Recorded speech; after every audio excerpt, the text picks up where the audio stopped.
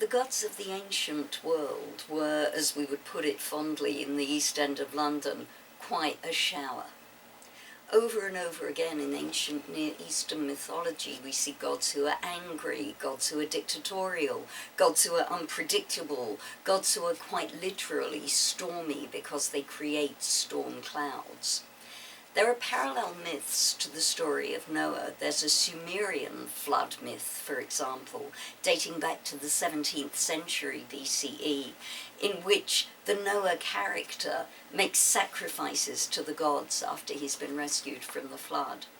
And there's also the Babylonian epic of Gilgamesh, where the Noah character and his wife are made immortal at the end of the story. But in no version of any flood myth from the ancient world do we get a God who behaves in the way that God behaves at the end of our Noah narrative. Nowhere in any myth do we get a God who promises, who enters into a covenant with humanity, and whose covenant is given a sign that is a factor of the natural world. We know the story so well that we ignore the fact that after threatening to destroy humanity, God enters a promise with humanity never to do so again, and, I would point out, apparently has not done so since, if we are to believe the story.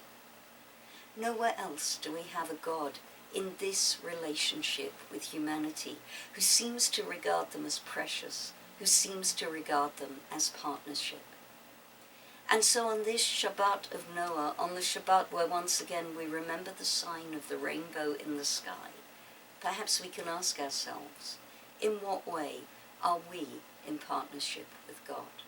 In what way are we holding up our half of the covenant?